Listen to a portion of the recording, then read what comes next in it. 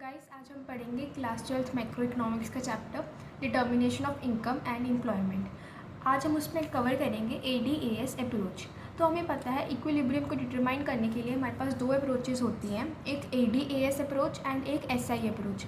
तो aggregate demand and aggregate supply approach कैसे होगी वो हम यहाँ पे पढ़ने वाले हैं। एंड नेक्स्ट वीडियो में हम पढ़ेंगे सेविंग्स एंड इन्वेस्टमेंट से हम इक्विलिब्रियम लेवल को कैसे फाइंड कर सकते हैं।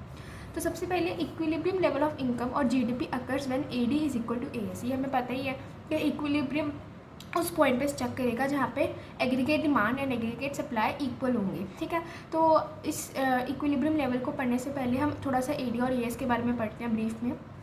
तो हमें पता है AD क्या होता है, कंजप्शन प्लस इन्वेस्टमेंट, ये होता है टू सेक्टर क्लोज्ड इकॉनमी में।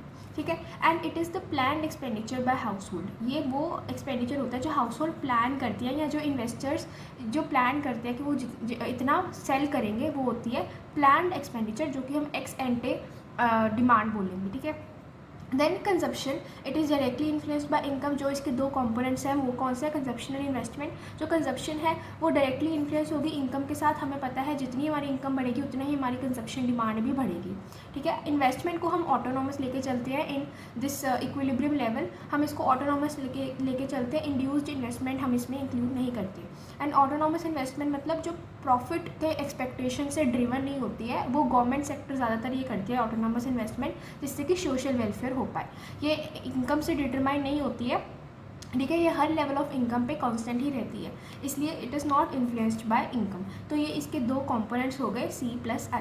Then we know AS is a 45 degree line which is from the origin, ये ऐसे स्ट्रेट होती है and it is equal to the income. AS is equal to the income, it is the planned output by producers. ठीक है, AS क्या होती है, planned output by producers. ठीक है, जितनी हमारी इनकम होगी उतनी ही हमारी सप्लाई होगी, ये हम एज्यूम करके चलते हैं। So therefore AS is equal to Y। तो यहाँ पे स्केड्यूल बनाया हुआ है जहाँ से हम ग्राफ को प्लॉट करेंगे and we will find the equilibrium level.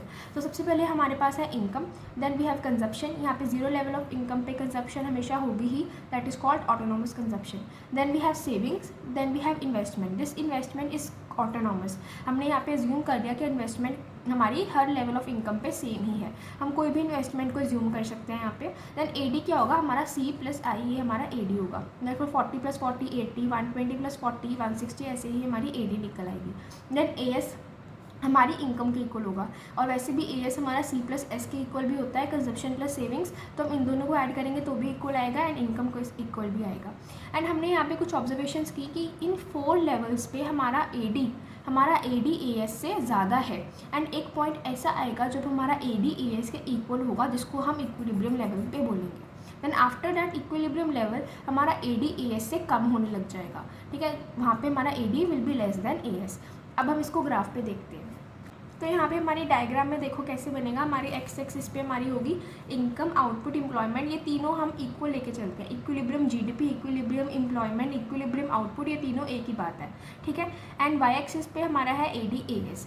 तो हमने यहाँ पे इन्वेस्टमेंट की कर्व बनाई विच विल बी कॉन्स्टेंट, हमने 40 लेके चला था and this will be 40 at all levels of income. ठीक है, ये हमारी कंजप्शन कर्व है जो कि वाई एक्सिस से शुरू होगी एंड ये हमारी AD के पैरेलल होगी। देन हमारी AD यहाँ से शुरू हो रही है एंड AS हमारी ओरिजिन से शुरू हो रही है।